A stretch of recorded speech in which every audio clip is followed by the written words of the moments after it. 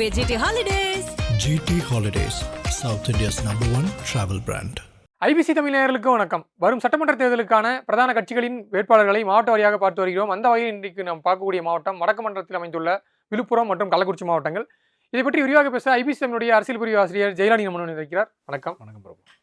வடக்கு மண்டல மாவட்டங்களான விழுப்புரம், கள்ளக்குறிச்சி, ஒருங்கிணைந்த விழுப்புரம் மாவட்டம். அது மட்டும் இல்லாமல் இந்த முறை கூட்டணிகள் தேமுதிக திமுக பக்கம் வந்திருக்காங்க. அதே போல பாமக ஸ்பிளிட் ஆகி அன்புமணி ராமதாஸ் அதிமுக கூட்டணியில் போயிருக்காரு. எப்படி இருக்கு ஒருங்கிணைந்த விழுப்புரம் மாவட்டம்? விழுப்புரம் மாவட்டத்தில் ஒருங்கிணைந்த விழுப்புரம் மாவட்டத்தை எடுத்துக்கிட்டோம் அப்படின்னா, விழுப்புரத்தில் வானூர் தொகுதி, அதே மாதிரி கள்ளக்குறிச்சியில் சங்கராபுரம், இதை தவிர்த்து பார்க்கும்போது ஓரளவுக்கு டிஎம்கேக்கு சாதகமான சூழல் தான் இருக்குது. தொகுதிகள் பார்க்கும்போது, கட்சி கட்டமைப்பு அந்த மாதிரி விஷயங்களில் பார்க்கும்போது, ஆனால் வேட்பாளர் அறிவிப்பு இந்த மாதிரி விஷயங்கள் மாற்றத்தை ஏற்படுத்தலாம். கள்ளக்குறிச்சி மாவட்டத்தில் சங்கராபுரம் தொகுதியில் சிட்டிங் எம்எல்ஏ மேலே கொஞ்சம் அதிருப்தி இருக்குது. மற்றபடி கட்சி திமுக ஸ்ட்ராங்காக தான் இருக்குது. ஆனால் சிட்டிங் எம்எல்ஏ மேலே இருக்க அதிருப்தி திமுக கொஞ்சம் பின்னுக்கு இழுக்கிற மாதிரி இருக்குது. மற்றபடி திமுக கொஞ்சம் அப்பர் ஹேண்ட் எடுக்கிறாங்க. ஆனால் சிவி சண்முகம் அவ்வளோ லேஸில் இதை விட்டுற மாட்டார். ஏன்னா நீங்கள் அதிமுகவினுடைய மற்ற எல்லா மாவட்டங்களுமே 2-3 பிரிக்கப்பட்டது. இப்போது நீங்கள் சென்னையில் பார்த்தீங்க அப்படின்னா, இங்கே இருக்கிற 16 சோழிங்கநல்லூர் இதெல்லாம் சேர்த்து அந்த 18 தொகுதியில் பார்த்தோன்னா 9 மாவட்ட செயலாளர்கள் இருக்காங்க. 2 தொகுதிகளுக்கு ஒரு மாவட்ட செயலாளர் அப்படின்னு. அந்த மாதிரியான ஒரு விஷயத்தை அமல்படுத்த விடாமல் விழுப்புரத்தில் சிவி சண்முகம் தடுத்து வச்சிருக்கிறார். அதுக்கு அவர் சொன்னது, உங்களுக்கு என்ன வெற்றி தானே வேணும், 7 தொகுதியிலையும் ஜெயிக்கிறதுக்கு நான் பொறுப்பு அப்படிங்கிற அஷூரன்ஸாக அதிமுக தலைமை கொடுத்துருக்கிறார். ஸோ அவர் அவ்வளோ எளிதில் விட்டு கொடுத்துட மாட்டார். ஒரு கடும் போட்டி விழுப்புரம் மாவட்டத்தில் இருக்கும் அப்படிங்கிறதான் தெரியுது. கள்ளக்குறிச்சி எடுத்துக்கிட்டோம் அப்படின்னா, அங்கே அதிமுக மாவட்ட செயலராக இருக்கிறவர் உளுந்தூர்பேட்டை முன்னாள் எம்எல்ஏ குமரகுரு, எடப்பாடி பழனிசாமிக்கு ரொம்ப நெருக்கமான ஒருத்தர். அவருமே அவருக்கும் அங்கே இருக்கிற திமுக எம்எல்ஏக்கள் கூட கொஞ்சம் தனிப்பட்ட ஈகோ கிளாஷ்லாம் உண்டு. ஸோ இது ஒரு கடும் போட்டி இருக்கும். ஆனால் நமக்கு களத்தில் பார்க்கும்போது திமுக லீடு எடுக்குது. ஆனால் கடும் போட்டி அங்கே இருக்க தான் போகுது. கூட்டணி எல்லாம் முதல் முறையாக தேமுதிக திமுக கூட்டணியில் இணைஞ்சிருக்காங்க. அதே போல் பாமக ஸ்பிளிட் ஆகி இப்போ அன்புமணி பாமக அதிமுக கூட்டணியில் இணைஞ்சிருக்காங்க. இது எந்த அளவுக்கு இம்பாக்ட் ஏற்படுத்தும்? பாமக ஸ்பிளிட்டாக இருக்கிறதுல ஒரு சிக்கல் ஒன்று இருக்குது. என்ன அப்படின்னா, அந்த கிராமங்களில் இன்னும் மருத்துவர் ராமதாஸ்க்கு தான் செல்வாக்கு அதிகமாக இருக்குது அப்படின்றாங்க. வன்னியர் பகுதிகளில் ராமதாஸ் என்ன சொல்கிறாரோ அதுதான் எங்களுடைய விஷயம் அப்படின்றது சொல்கிறாங்க. அது என்ன அப்படின்றது நமக்கு எலெக்ஷன் ரிசல்ட்லாம் தெரியும். ஏன்னா அவங்க ஸ்பிளிட் ஆனதுக்கப்புறம் நடக்கிற முதல் தேர்தல் இது. தேர்தல் முடிவுகள் தான் அதை சொல்லும். இப்போதைக்கு நம்மளால் எதுவும் சொல்ல முடியாது. நிர்வாகிகள் பெரும்பாலும் அன்புமணி பக்கம் தான் இருக்கிறாங்க. ஆனால் பாமகவினர் கிளைம் பண்ணுறது இன்னும் வடக்கு மண்டலத்தில் களத்துக்கு போகிறவங்க சொல்கிறதுமே, கிராமங்களில் இன்னும் பெரியவருக்கு தான் செல்வாக்கு இருக்குது, அவர் என்ன சொல்கிறாரோ அதைப்படி பண்ணுவாங்க அப்படின்னு தான் தெரியுது அப்படின்றாங்க. ஸோ அது தேர்தல் முடிவுக்கு பிறகு தான் அதை நம்ம சொல்ல முடியும். தேமுதிகவோட வருகை திமுகவுக்கு ப்ளஸ்ஸாக தான் இருக்கும்னு நினைக்கிறேன். ஏன்னா அவங்களுக்கு பெருசாக திமுக கூட அதிருப்தி இல்லை. திமுக கூட கூட்டணி வைக்கணும் அப்படின்றத தான் தொடர்ச்சியாக தேமுதிக நிர்வாகிகள் வலியுறுத்திக்கிட்டே இருந்தாங்க. ஏன்னா அவங்களுக்கு நிலைத்திருத்தலுக்கான ஒரு தேவை இருக்குது. ஒரு கட்சிக்கு ஒரு 4 எம்எல்ஏ கிடைச்சாதான், 4 எம்எல்ஏ ஒரு எம்பி வேணும்னா தான் கட்சியினுடைய சர்வைவல் பற்றி அவங்க பார்க்க வேண்டியிருக்கு. ஸோ அதுக்காக திமுக கூட்டணிக்கு போகணும் அப்படிங்கிறது 2016 சொல்லிட்டு தான் இருக்கிறாங்க தேமுதிக நிர்வாகிகள். நம்ம திமுகவோட கூட்டணிக்கு போகணும் அப்படின்னு சொல்லிட்டு. அதே மாதிரி பாமக எதிர்த்தரப்பில் இருக்கிறதும் இவங்களை இன்னும் கொஞ்சம் வேகமாக வேலை பார்க்க வைக்கும். 2011 பிறகு பாமக எதிர்த்தரப்பில் இருக்கிறாங்க. ஒரு டைரக்ட் ஆப்போசிட்டில் பாமக இருக்கிறது இவங்களுக்கு ஒரு ப்ளஸ்ஸாக தான் இருக்கும். ஸோ தேமுதிக திமுகவுக்கு ஒரு ஆடானாக தான் இருப்பாங்கன்னு தோணுது. ஸோ அப்புறம் தொகுதிக்குள்ளே போயிடுவோம். விழுப்புரம் தொகுதி, இங்கே 2021 திமுக சார்பாக போட்டியிட்ட விழுப்புரம் மத்திய மாவட்ட செயலாளர் லட்சுமணன் அவர் முன்னாள் அமைச்சர் சிவி சண்முகத்தை வீழ்த்தி எம்எல்ஏ ஆனார். ஸோ இந்த முறை டாக்டர் லட்சுமணனுக்கே மீண்டும் வாய்ப்பா? எனக்கு தெரிஞ்சு விழுப்புரத்தில் திமுக அதிகமான பஞ்சாயத்து விழுப்புரம் தொகுதியில் தான் நடக்கும்னு தெரியுது. ஏன்னா இங்கே பொன்முடியுமே சீட்டு கேட்டுட்டு இருக்காரு. திருக்கோயிலூரில் போட்டிட்டாரு 2 முறை ஒரு சீட்டு கேட்டுக்கிட்டு இருக்கிறாரு. இது எப்படி போகுது அப்படின்னா, சீட்டு கிடைக்குதோ இல்லையோ லட்சுமணனை கொஞ்சம் டிஸ்டர்ப் பண்ணணும் அப்படின்னு சொல்லிட்டு பொன்முடி விரும்புகிறார். ஏன்னா அங்கே நிறைய கோஷ்டி பூசல் இருக்குது விழுப்புரத்தை, ஒருங்கிணைந்த விழுப்புரம் மாவட்டத்தை பொறுத்தவரை. குறிப்பாக விழுப்புரம் பிரித்ததுக்கப்புறம் இந்த 7 தொகுதியில் எடுத்து பார்த்தோம் அப்படின்னா, ஏன்னா இந்த ஆட்சி அமைஞ்சப்போ அந்த மாவட்டத்துக்கு 2 அமைச்சர்கள் இருந்தாங்க. ஸோ இந்த 2 அமைச்சர்களுடைய கோஷ்டிகள் இருந்தது.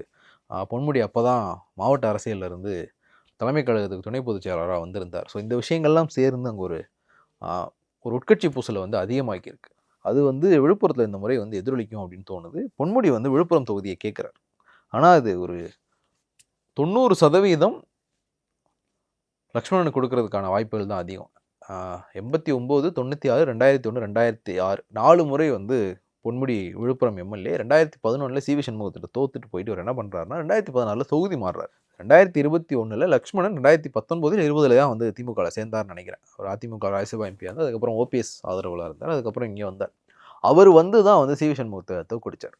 ஸோ சிவி சண்முகத்தினால தொகுதி மாறி போயிட்டு இப்போது அந்த சிவி சண்முகத்தை தோற்கடிச்ச ஒருத்தர்கிட்ட திருப்பி தொகுதியை கேட்குறத வந்து திமுக எந்த அளவுக்கு விரும்பும்னு தெரில. இன்னொன்று வந்து லக்ஷ்மணன் வந்து வன்னியர், பொன்முடி மேலே அங்கே இருக்கிற ஒரு விமர்சனம் அப்படிங்கிறது வந்து வன்னியர்களுக்கு வந்து ஒரு போதிய முக்கியத்துவம் கொடுக்கறதில்ல. ஏன்னா பொன்முடி வந்து உடையார் சமூகத்தை சேர்ந்தவர். அங்கே ஒரு வன்னியர் பெல்ட்டில் வன்னியர்கள் அதிகமாக இருக்கிற ஒரு பெல்ட்டில் ஒரு நான் வன்னியராக தான் வந்து ஒரு எமர்ஜ் ஆனார். ஸோ அந்த விஷயமே வந்திருக்கு. வன்னியர் சமூகத்தை சேர்ந்த நிறைய பேர் வந்து பொன்முடியினுடைய ஆதரவாளர்களாக இருக்கிறாங்க. ஸ்டில் அவர் வந்து வன்னியர்களுக்கு போதிய முக்கியத்துவம் கொடுக்கறதில்ல அப்படிங்கிற ஒரு கசப்புணர்வு வந்து இவர் மேலே இருக்குது. ஸோ லக்ஷ்மணனுக்கு தான் வந்து விழுப்புரம் கிடைக்கிறதுக்கான வாய்ப்பு நிறையவே இருக்குது. அதிமுக சார்பாக யார் களமாடுற வாய்ப்புகள் இருக்குது? சிவி சண்முகம் நிற்கலை.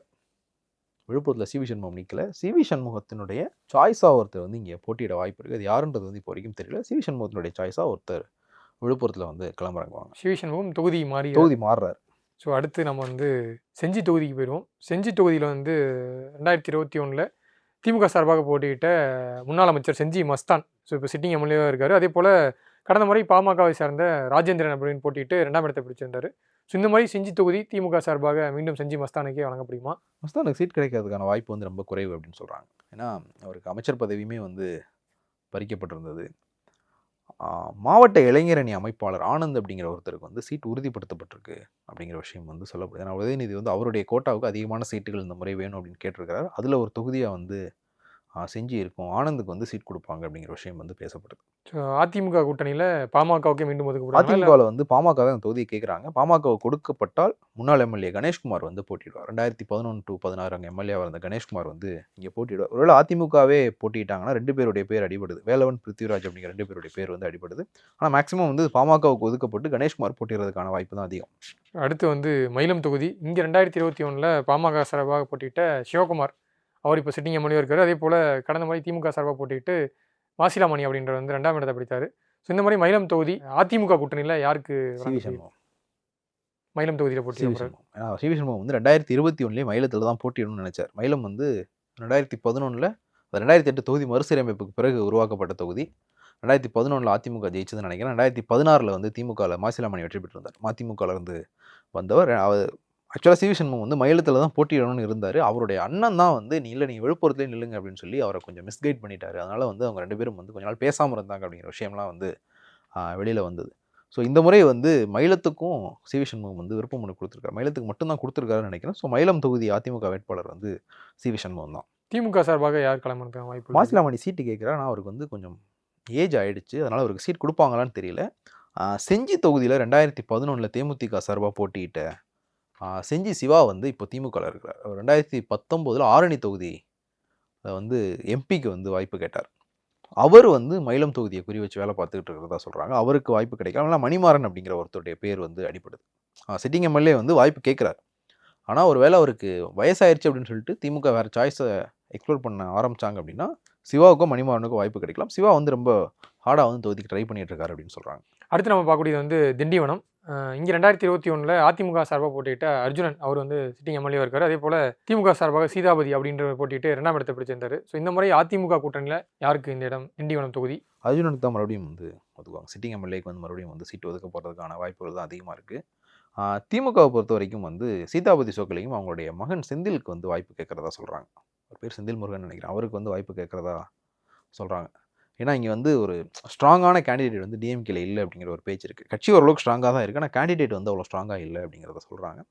ஸோ திமுகவில் வந்து அவங்க முன்னாள் எம்எல்ஏ அவங்க 2016 to 2021 வந்து அவங்க எம்எல்ஏவாக இருந்தாங்க. ஸோ அவங்களுடைய மகனுக்கே வந்து வாய்ப்பு கிடைக்கிறதுக்கு சான்சஸ் இருக்குது. ஸோ அடுத்து வந்து வானூர் தொகுதி. ஸோ இங்கே வந்து 2021 அதிமுக சார்பாக போட்டிட்டு சக்கரபாணி அப்படின்றவங்க வெற்றி பெற்று சிட்டிங் எம்எல்ஏ இருக்கார். அதே போல் கடந்த முறை இது வந்து திமுக கூட்டணியில் விசிகாவுக்கு ஒதுக்கப்பட்டு வன்னியர்ஸ் போட்டிட்டு 2ஆம் இடத்தை பிடிச்சிருந்தாரு. சொல்லுங்கள், இந்த முறை அதிமுக கூட்டணியில் இந்த வானூர் தொகுதி யாருக்கு? அதிமுகவில் வந்து சக்கரபாணி தான் மறுபடியும் போட்டிடுவார் அப்படின்னு சொல்கிறாங்க. அவர் வந்து ஏற்கனவே 2 முறை வந்து இங்கே வெற்றி பெற்றிருக்கார். 2016, 21 2 முறை வெற்றி பெற்றிருக்கார். ஒருவேளை அவருக்கு வாய்ப்பு இல்லைன்னா முருகன் ஒருத்தர் வந்து ட்ரை பண்ணுறாரு. ஸோ திமுக கூட்டணியில் யாருக்கு இந்த இடம் வழங்கப்படும்? திமுக கூட்டணிக்கு போகலை அப்படின்னா முன்னாள் எம்எல்ஏ புஷ்பராஜ் வந்து இங்கே போட்டிடுறதுக்கான வாய்ப்பு இருக்குது. ஒருவேளை விசிகாவுக்கு திரும்ப இந்த தொகுதி கேட்குறாங்கன்னா யாருக்கான வாய்ப்புகள் இருக்குது? வன்னியரசு நிற்பாரான்னு தெரில. வன்னியரசே நிற்க வாய்ப்பு இருக்குது அப்படின்ற மாதிரி சொல்கிறாங்க. ஆனால் வன்னியரசு வந்து ராஜ்யசபா எம்பி ஆகிறான்ற ஒரு தகவலும் வந்து ஓடிட்டு இருக்கு. ஸோ வன்னியரசு நிற்பாரான்றது வந்து டவுட்டு தான். அதே மாதிரி திமுகவில் புஷ்பராஜ் தாண்டி மைதில் ராஜேந்திரன் அப்படிங்கிற ஒருத்தவங்க பேர் அடிபடுது. 2 பேர்த்து யாராவது ஒருத்தர் வந்து வேட்பாளராகலாம். அடுத்து நம்ம பார்க்கக்கூடியது வந்து ஒரு முக்கியமான தொகுதி விக்கிரவாண்டி. இங்கே வந்து 2021 புகழேந்தி அவர் திமுக சார்பாக போட்டிட்டாரு. அதுக்கப்புறம் வந்து மறைஞ்சிட்டாரு. ஸோ 2024 நடந்த இடைத்தேர்தலில் அன்னியூர் சிவா திமுக சார்பாக போட்டிட்டு இப்போது சிட்டிங் எம்எல்ஏவாக இருக்கார். அதே போல் அன்புமணின்றவர் வந்து பாமக சார்பாக இடைத்தேர்தலில் போட்டிட்டு 2ஆம் இடத்தை பிடித்திருந்தார். ஸோ இந்த முறை விக்கிரவாண்டி யாருக்கு திமுக சார்பாக? அன்னியூர் சிவாவுக்கு தான் நியாயமாக கொடுக்கணும். அன்னியூர் சிவாவுக்கு தான் வாய்ப்பு அதிகமாக இருக்குது. ஆனால் விக்கிரவாண்டி தொகுதியை வந்து கௌதம சிகாமணியம் வந்து கேட்குறேன். அவர் தொகுதிக்குள்ளே வந்து விக்கிரவாண்டியும் திருக்கோயிலூர் தான் வருது போல். அதாவது அவர் மாவட்ட செயலராக இருக்கிறது வந்து இந்த ரெண்டும் வர்றதுனால இந்த ரெண்டில் ஏதாவது ஒன்று தான் வந்து அவர் கேட்குறாரு. ஆனால் அன்னியூர் சிவாவுக்கு தான் வாய்ப்பு அதிகம். ஏன்னா அன்னியூர் சிவா வந்து விழுப்புரத்தில் ஒரு காலகட்டத்தில் வந்து பொன்முடிக்கு எதிராக அரசியல் பண்ணிட்டு இருந்தவர். 2016 வந்து அன்னியூர் சிவா விக்கிரவாண்டி வேட்பாளராக வேண்டியது. திமுக வேட்பாளர் பட்டியலில் 2016 விக்கிரவாண்டி தொகுதியில் அன்னியூர் சிவா பேர் தான் இருந்தது. பொன்முடி போய் பர்சனலாக கலைஞரை பார்த்து அன்னியூர் சிவாவுக்கு சீட்டு கொடுத்தா என்னுடைய அரசியலுக்கு பிரச்சனை, அரசியல் வாழ்க்கையே வந்து அஸ்தமனமாகிற மாதிரியான ஒரு இடத்துக்கு போயிடும் அப்படின்னு சொல்லி கலைஞர்கிட்ட அவர் அவ்வளோ பேசினதுக்கப்புறம் தான் அன்னியூர் சிவாவினுடைய பேர் வந்து அதிலிருந்து எடுக்கப்பட்டு ராதாமணி வேட்பாளராக்கப்பட்டார். ஸோ அன்னியூர் சிவா வந்து மூத்த அமைச்சர்களோடலாம் வந்து நெருக்கமாக இருக்கிறார். அமைச்சர் கேன்னூருக்குலாம் வந்து அவருக்கு நெருக்கம் அதிகமாக இருக்குது. கௌதம் சிகாமணி சீட்டு கேட்டாலும் அன்னியூர் சிவாவே வந்து மறுபடியும் வந்து ரிட்டைன் பண்ணுவாங்கன்னு தான் தோணுது. ஸோ அதிமுக கூட்டணியில் யாருக்கு வாங்க? பாமகவுக்கு போகும் தொகுதி. மயிலம் தொகுதியினுடைய சிட்டிங் எம்எல்ஏ சிவகுமார் இருக்கார் இல்லையா, அவர் வந்து போட்டிடுவார். இதை வந்து ஒரு 2025 மே மாதமே வந்து நம்ம இன்டர்வியூ எடுத்தப்போ அப்போ ஆஃப் த ரெக்கார்டாக பேசும்போது சொன்னார், நான் தொகுதி மாறுறேன். எனக்கு வந்து அவர் வந்து அங்கே பாமக மாவட்ட செயலாளர். அவர் கீழே வந்து அவர் மாவட்டத்தில் வந்து மயிலம் தொகுதி வரல, விக்கிரவாண்டி தொகுதி தான் வருது. விக்கிரவாண்டி தான் என்னுடைய தொகுதி. அங்கே விக்கிரவாண்டியில் அதிமுக போட்டிட்டு இருந்ததுனால நான் மயிலமில் போட்டிட்டேன். இப்போ அமைச்சர் வந்து மயிலத்தில் போட்டிடுறதுனால நான் விக்கிரவாண்டியில் போட்டியிட போகிறேன் அப்படின்னு சொன்னார். ஸோ அது பாமகவுக்கு தான் போகும். மயிலம் சிவகுமார் வந்து விக்கிரவாண்டியில் வந்து கிளம்புறாரு. இப்போ மயிலம் தொகுதி எம்எல்ஏவாக இருக்க சிவகுமார் விக்கிரவாண்டியில் கிளம்புறாங்க. அதை தாண்டி தமிழக வெற்றி கழகத்தின் தலைவர் விஜய், ஸோ அவர் போட்டிடுற ஆரம்பிச்சிட்டிங்களா விக்கிரவாண்டி. ஸோ மாநாடும் முதல் மாநாடும் இதான் நடந்துச்சு. ஸோ விக்கிரவாண்டியில் விஜய் போட்டிடுறதுக்கான வாய்ப்புகள் எந்த அளவுக்கு இருக்குது? எழுதி வைங்க, இப்போ தான் பெரம்பூர்ல இருந்து ஆரம்பிச்சிருக்காங்க. சரி, விக்கிரவாண்டி விஜய் எழுதிக்கலாம். அடுத்த தொகுதி வந்து திருக்கோயிலூர். இங்கே 2021 திமுக சார்பாக முன்னாள் அமைச்சர் பொன்முடி அவர்கள் வந்து வெற்றி பெற்றிருந்தார். அதே போல் 2ஆம் இடத்தை வந்து பாஜக சார்பாக கலிவர்தன் அப்படின்றவர் வந்து போட்டிட்டு 2ஆம் இடத்தை பிடிச்சிருந்தார். ஸோ இந்த முறை பொன்முடி திருக்கோயிலூர் தொகுதியில் இறங்குறாரா, இல்லை தொகுதி அவர் மாதிரி ஏதாச்சும் இறங்குறாரா? பொன்முடி போட்டிடுவாரான்றதே வந்து ஒரு டவுட் இருக்குது. கௌதம் சிகாமணி தான் அந்த மாதிரி வந்து போட்டியான. கௌதம் சிகாமணி 2024 மக்களவைத் தேர்தலில் சீட்டு கேட்காத காரணமே அவர் வந்து மாநில அரசியலுக்கு வர விரும்பினார் அப்படிங்கிற விஷயம் தான் பேசப்பட்டது. ஸோ திருக்கோவிலூரில் கௌதம் சிகாமணி கிளம்புறாங்க வாய்ப்பு வந்து அதிகமாக இருக்குது. ஒருவேளை 2 பேர்த்தில் யாராவது ஒருத்தர் போட்டிடலாம். பொன்முடியோ கௌதம் சிகாமணி 2 பேர்த்தில் யாராவது ஒருத்தர் போட்டிடலாம். ஆனால் கௌதம் சிகாமணி போட்டிடுறதுக்கான வாய்ப்பு தான் வந்து ரொம்ப அதிகமாக இருக்குன்னு சொல்கிறாங்க. ஒருவேளை திமுக கூட்டணியில் இந்த தொகுதி தேமுதிகவுக்கு போச்சு அப்படின்னா முன்னாள் எம்எல்ஏ எல் வெங்கடேசன் வந்து இங்கே வேட்பாளராக வாய்ப்பு இருக்குது. 2011-16 வந்து இந்த தொகுதியில் எம்எல்ஏவாக இருந்தார் திருக்கோவிலூர் தொகுதியில். அவர் வந்து இங்கே வேட்பாளராக வாய்ப்பு இருக்குது. அதிமுக கூட்டணி பொறுத்த வரைக்கும் இதை பாஜக தான் கேட்குறாங்க. 2021 தொகுதி வாங்கி போட்டிட்ட மாதிரி இப்போவும் வந்து பாஜக அந்த தொகுதியை கேட்குறாங்க. முன்னாள் எம்எல்ஏ ஏஜி சம்பத் வந்து இங்கே போட்டியிட வாய்ப்பு இருக்குது. அவர் வந்து அண்ணாவுடைய அமைச்சரவையில் இருந்த கோவிந்தசாமியினுடைய மகன், திமுக எம்எல்ஏவாக இருந்தார். இப்போ பாஜகவில் இருக்கார். அப்புறம் அழகிரி ஆதரவாளர் இருந்தார். கலைஞருடைய மறைவுக்கு பிறகு அழகிரி ஒரு பேரணி நடத்தினார் இல்லையா, அதுக்கு வந்து ஆதரவு கொடுத்துருக்கார். இப்போ பாஜகவில் இருக்கிறார். அவர் வந்து இங்கே வேட்பாளராக வாய்ப்பு இருக்குது. ஒருவேளை அவருக்கு வாய்ப்பு இல்லை அப்படின்னா கடந்த முறை போட்டியிட்ட கலிவர்தனே வந்து இங்கே போட்டிடுவார். ஸோ அடுத்து வந்து கள்ளக்குறிச்சி மாவட்டம். கள்ளக்குறிச்சி மாவட்டத்தை பொறுத்த வரைக்கும் ஃபஸ்ட்டு கள்ளக்குறிச்சி தொகுதி எடுத்துப்போம். ஸோ இங்கே வந்து 2021 அதிமுக சார்பாக போட்டியிட்ட செந்தில்குமார் அவர் வந்து இப்போ சிட்டிங் எம்எல்ஏ இருக்கார். அதே போல் கடந்த முறை இது காங்கிரஸ் போட்டியிட்டு மணிரத்னம் அப்படின்றது வந்து 2ஆம் இடத்தை பிடித்தார். ஸோ கள்ளக்குறிச்சியில் இந்த முறை அதிமுக கூட்டணியில் யார் கிளம்புங்கிறது யார்? சிட்டிங் எம்எல்ஏ செந்தில்குமார் வந்து வாய்ப்பு கேட்குறார். அதே மாதிரி 2016 21 வரைக்கும் இவங்க எம்எல்ஏவாக இருந்த பிரபு வாய்ப்பு கேட்குறார். 2011-16 எம்எல்ஏவாக இருந்த அழகுவேல் பாபு, இவங்க 3 பேருமே வந்து இங்கே வாய்ப்பு கேட்குறாங்க. இதில் அந்த அழகுவேல் பாபு வந்து நகர செயலாளரினுடைய மனைவி. இவங்களுக்கு என்ன சிக்கல் அப்படின்னா இவங்க வந்து தேவேந்திர குல வேளாளர் சமூகத்தை சேர்ந்தவங்க. இங்கே நார்த் ஜோனில் வந்து ஆதிதிராவிடர்கள் தான் அதிகம். ஆனால் தேவேந்திர குல வேளாளர் சமூகத்துக்கு தான் வந்து 2014 அதிமுக சீட் கொடுத்து அவங்க வெற்றியும் பெற்றிருந்தாங்க. அவங்களுடைய கணவர் வந்து ரெட்டியார் சமூகத்தை சேர்ந்தவர். அவங்க வந்து இன்டர்காஸ்ட் மேரேஜ். ஸோ இவங்களுக்கு சீட்டு கொடுத்து இவங்களுக்கு மறுபடியும் வந்து சீட்டு இவங்க கேட்டுக்கிட்டு இருக்காங்க. இவங்களுக்கு சீட் கொடுக்கறது தொடர்பாக வந்து அதிமுகவுக்குள்ள ஒரு சிக்கலும் போய்கிட்டு இருக்கு. இவங்க ஒரிஜினலாகவே வந்து பட்டியல் சமூகத்தை சேர்ந்தவங்க தானா அப்படின்ற மாதிரியான விஷயமும் வந்து அங்கே போயிட்டு இருக்கு. ஸோ அவங்க சீட்டு கேட்குறாங்க. எடப்பாடி பழனிசாமிக்கு வந்து அவருடைய கணவர் கொஞ்சம் நெருக்கமாக இருக்கிறதுனால அவங்களுக்கு வாய்ப்பு கிடைக்கும் அப்படிங்கிற இது தெரியுது. இல்லை அப்படின்னா பிரபு வந்து வேட்பாளராகலாம். அது போக இளைஞர் அணி இளைஞர் பாசறையில் இருக்கிற ராஜீவ்காந்தி அப்படிங்கிற ஒருத்தருடைய பேரும் வந்து அடிபடுது. அதிமுக பொறுத்தவரைக்கும் இவங்க 4 பேருடைய பேர் சிட்டிங் எம்எல்ஏ செந்தில்குமார், இல்லை இதுக்கு முன்னாடி எம்எல்ஏக்களாக இருந்த பிரபு, அழகுவேல் பாபு, அப்புறம் ராஜீவ்காந்தி, இவங்க 4 பேருடைய பேர் வந்து கள்ளக்குறிச்சிக்கு வந்து அடிபடுது. அதே போல் கடந்த முறை திமுக கூட்டணியில் இது காங்கிரஸுக்கு ஒதுக்கப்பட்டிருந்தது. இந்த முறை திமுக தான் போட்டியிடணும் தெரியும். திமுக போட்டியிட்டது அப்படின்னா ஃப்ரண்ட் லைனில் இருக்கிற பேர் வந்து புவனேஸ்வரி பெருமாள், மாவட்ட ஊராட்சி குழு தலைவராக இருக்கிற புவனேஸ்வரி பெருமாளுடைய பேர் வந்து அடிபடுது. அதே மாதிரி வந்து மாவட்ட இளைஞரணி அமைப்பாளராக இருக்கிற தாகப்பிள்ளை அவரும் வந்து வாய்ப்பு கேட்குறார். தியாகதுருகம் ஒன்றிய சேர்மன் தாமோதரன் வந்து அவரும் வாய்ப்பு கேட்குறார். அதே மாதிரி வந்து 2016 இங்கே போட்டியிட்ட மாவட்ட துணை செயலாளர் காமராஜ் திமுக சார்பாக இங்கே 2016 அவர் தான் போட்டிட்டார். ஒரு கம்மியான வாக்கு வித்தியாசத்தில் தான் வந்து ஒரு வெற்றியை வந்து தவற விட்டுருந்தார். அவரும் வந்து வாய்ப்பு கேட்குறார். ஆனால் புவனேஸ்வரி பெருமாளுடைய பேர் தான் வந்து ஃப்ரண்ட் ரன்னில் இருக்குது. ஸோ அதை எடுத்து பார்க்கக்கூடிய தொகுதி வந்து உளுந்தூர்பேட்டை. இங்கே 2021 திமுக சார்பாக போட்டியிட்ட மணிக்கண்ணன் அவர் வந்து சிட்டிங் எம்எல்ஏவாக இருக்கார். அதே போல் அதிமுகவை சேர்ந்த குமரகுரு அவர் வந்து 2ஆம் இடத்தை பிடிச்சிருந்தார். ஸோ இந்த மாதிரி திமுக சார்பாக யார் களமிறக்கான வாய்ப்பு இருக்கு? Sitting எம்எல்ஏக்கு seat இல்லைன்றாங்க. மணிகண்ணனுக்கு வந்து இங்கே சீட் இல்லை, ஏன்னா அவர் மேலே வந்து அங்கே கட்சிக்காரங்களே வந்து அதிருப்தியில் இருக்காங்க. ஸோ அவருக்கு வந்து வாய்ப்பு வந்து கம்மி தான். அதிமுகவில் குமரகுரு தான் வேட்பாளர். குமரகுரு வந்து டஃப் கொடுப்பார். நீங்கள் கள்ளக்குறிச்சியில் வந்து ஒரு ரொம்ப ஈஸியான ஒரு தொகுதியாக வந்து திமுகவுக்கு உளுந்தூர்பேட்டை இருக்காது. குமரகுரு ஒரு திருநாவலூர் தொகுதியிலே வந்து எம்எல்ஏவாக இருந்தவர். ஸோ அவர் வந்து ஒரு ஸ்ட்ராங்கான ஃபேஸ்ன்றதுனால அவர் வந்து டஃப் கொடுப்பார். திமுகவில் சிட்டிங் எம்எல்ஏக்கு சீட் இல்லைன்றதுனால இன்கேஸ் கூட்டணியில் ரிஷிவந்தியம் தொகுதி மாறிச்சு தேமுதிகவுக்கு போச்சு அப்படின்னா ரிஷிவந்தியம் எம்எல்ஏ வசந்தம் கார்த்திகேயன் நீங்கள் கிளம்புறாங்க வாய்ப்பு இருக்குது. இல்லை அங்கே திமுக தான் போட்டியிடுதுன்னா 2016 இங்கே விஜயகாந்த் எதிர்த்து போட்டியிட்ட வசந்தவேல் அவர் வந்து வேட்பாளராகலாம். அப்போ வந்து ஒரு 4000 வாக்கு வித்தியாசம் வந்து ஒரு தோல்வி அடைஞ்சிருந்தார். விஜயகாந்த் 3ஆம் இடத்துக்கு வந்து ஒரு 4000 வாக்கு வித்தியாசம் தோல்வி அடைந்தார். அவர் வந்து வேட்பாளராகலாம். அப்புறம் யூனியன் சேர்மனாக இருக்கிற ராஜவேல் அப்படிங்கிறவருடைய பேரும் வந்து அடிபடுது. ஸோ அடுத்து பார்க்கக்கூடிய தொகுதி வந்து ரிஷிவந்தியம். இப்போ வந்து சிட்டிங் எம்எல்ஏ வசந்தம் கார்த்திகேயன் திமுக சேர்ந்தவர். அதே போல் கடந்த முறை அதிமுக சார்பாக வந்து சந்தோஷ் அப்படின்ற போட்டிவிட்டு 2ஆம் இடத்தை பிடித்திருந்தார்.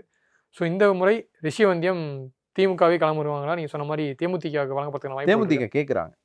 விஜயகாந்த் வந்து இந்த தொகுதியில் வெற்றி பெற்று தான் எதிர்கட்சி தலைவர் ஆனார் அப்படின்றதுனால பிரேமலதா வந்து இங்கே கிளம்புறங்கிறதுக்கு வந்து கேட்குறாங்க.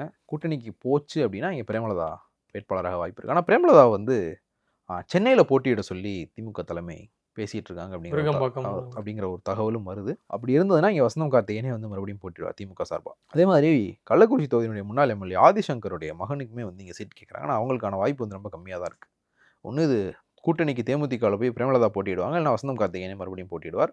அதிமுகவில் வந்து கடந்த முறை போட்டியிட்ட சந்தோஷ்க்கு வந்து வாய்ப்பு கிடைக்கலாம். அப்படி இல்லைன்னா கதிர் தண்டபாணி அப்படிங்கிற 2 பேருடைய பேர் வந்து அடிபடுது. அடுத்து நம்ம பார்க்கக்கூடிய தொகுதி வந்து சங்கராபுரம். இங்கே 2021 திமுக சார்பாக போட்டியிட்டு வெற்றி பெற்ற உதயசூரியன் அவர் வந்து இப்போது சிட்டிங் எம்எல்ஏ இருக்கார். அதே போல் பாமகவை சார்ந்த ராஜா அப்படின்றவர் அதிமுக கூட்டணியில் போட்டிட்டு 2ஆம் இடத்தை பிடித்திருந்தார். ஸோ இந்த முறை சங்கராபுரம் தொகுதி திமுக சார்பாக யார் களமிறக்கான வாய்ப்புகள் இருக்குது? உதயசூரியன் வந்து ஒரு சீனியர் எம்எல்ஏ, 89 எம்எல்ஏவாக இருக்கிறார். இந்தியாவில் வந்து ஒரு எலெக்ஷனில் நிற்கணும், எம்பிக்கும் எம்எல்ஏக்கும் நிற்கணும்னா 25 வயசு கம்ப்ளீட் ஆகிருக்கணும். 25 வயசு கம்ப்ளீட் ஆகாமல் ஒருத்தர் எலெக்ஷனில் நின்று எம்எல்ஏ ஆகிட்டாரு அப்படின்னு சொல்லிட்டு இவர் மேலே சுப்ரீம் கோர்ட் வரைக்கும் கேஸ் நடந்தது. இவருக்கு ஒரு 89 எம்எல்ஏ ஆனப்போ ஒரு 25 வயசு கம்ப்ளீட் ஆச்சா இல்லையான்றதுலேயே வந்து கன்ஃபியூஷன் இருந்தது. சின்னசேலம் தொகுதியினுடைய எம்எல்ஏவாக இருந்தார். சின்னசேலம் சங்கராபுரம் இந்த 2 தொகுதியினுடைய எம்எல்ஏவாக இருந்திருக்கிறார். ஒரு 2021 அமைச்சரவை அமைக்கப்பட்டப்போ இந்த அமைச்சரவையில் இருக்கிறவங்களை தாண்டி அமைச்சர் ஆகிறதுக்கான பொட்டென்ஷியல் இருக்கிற ஆட்கள் அப்படின்னு ஐடென்டிஃபை பண்ணப்பட்டவங்களில் இவரும் ஒருத்தர். ஆனால் அந்த கள்ளக்குறிச்சி கள்ளசாராய மரணம் அந்த மாதிரியான விஷயங்கள் வந்து இவருடைய பேர் வந்து பயங்கரமாக அடிபட்டுருச்சு. ஸோ இவருக்கு தொகுதிக்குள்ளேயுமே வந்து இவருக்கு ஒரு அதிருப்தி இருக்குது, நான் ஃபஸ்ட்டே சொன்ன மாதிரி. அதனால் வந்து இவருக்கு வாய்ப்பு கிடைக்குமான்றது வந்து ஒரு டவுட். இப்போ வசந்தம் கார்த்திகேயனை பற்றி இது பண்ணும்போது வந்து ஒரு நிறைய திட்டங்களை வந்து தொகுதிக்குள்ளே கொண்டு வந்திருக்கிறார். ரிஷிவந்தியம் வந்து பெரும்பாலும் வந்து கிராமப்புறங்களை உள்ளடக்கின தொகுதி. அந்த தொகுதிக்கு வந்து நிறைய திட்டங்களை வந்து கொண்டு போயிருக்கிறார். ஆனால் சங்கராபுரத்துக்கு வந்து உதயசூரியன் அப்படியான விஷயங்களை பண்ணியிருக்கிறாரா அப்படிங்கிற ஒரு கேள்வி வந்து அங்கே திமுகவினர் மத்தியிலே இருக்குது. சீனியர் அப்படிங்கிறதுல வந்து இவருக்கு வாய்ப்பு கொடுக்கலாம். ஆனால் ஒரு பெரிய அதிருப்தி வந்து இவர் மேலே வந்து இருக்குது. அடுத்தா வந்து திமுகலே வந்து வாணியேந்திர ஆறுமுகம் அப்படிங்கிற ஒருத்தருடைய பேர் வந்து அடிபடுது. அப்புறம் இளைஞரணியில் வந்து ஆஷிக் அப்படிங்கிற ஒருத்தருடைய பேர் வந்து அடிபடுது. அதிமுக கூட்டணியில் இது பாமக வசம் செல்லுமா இல்லை அதிமுக தான் நேரடியாக போட்டிடுவாங்க. முன்னாள் அமைச்சர் மோகன் வந்து கிளம்புறங்க வாய்ப்பு இருக்குது. ஒருவேளை மோகன் இல்லை அப்படின்னா 2016 வேட்பாளராக அறிவிக்கப்பட்டு அதுக்கப்புறம் மாற்றப்பட்ட ராஜசேகர் வந்து கிளம்புறங்களாம். அதே மாதிரி சின்னசேலம் பேரூராட்சியினுடைய துணைத் தலைவர் ராகேஷ் அவருக்கும் வாய்ப்பு இருக்குது. முன்னாள் எம்பி 2014 to 19 கள்ளக்குறிச்சி எம்பியாக இருந்த காமராஜும் வந்து இந்த தொகுதியில் வந்து வாய்ப்பு கேட்டுட்ருக்காரு. ஓகே ஒரு இப்போது விழுப்புரம் கள்ளக்குறிச்சி மாவட்டம் கூட்டணி மாற்றம், அதை தாண்டி விஜய் இந்த தொகுதியில் விக்கிரவாண்டியில் போட்டியிட போகிறாரான்ற எதிர்பார்ப்புகள் வந்து எழும்பியிருக்கு. ஸோ பொறுத்திருந்து பார்க்கலாம். அதை ஒட்டி நம்ம கடந்த எபிசோடில் வந்து கமெண்ட்டில் நிறைய பேர் வந்து கோயம்புத்தூரில் தான் வால்பாறையும் இருக்குது, ஏன் வால்பாறை பேசலை அப்படின்னாங்க. ஆக்சுவலாக நாங்கள் வால்பாறை பேசியிருந்தோம். ஒரு டெக்னிக்கல் இதில் வந்து இது வால்பாறை அதில் இடம்பெறல. அது தனியாக வந்து ஷார்ட்ஸாக வரும். நேரம் ஒதுக்கி நிறைய தகவலை பார்த்துட்டீங்க. நேரத்துக்கு நன்றி. நன்றி bro. GT Holidays. GT Holidays, South India's #1 travel brand.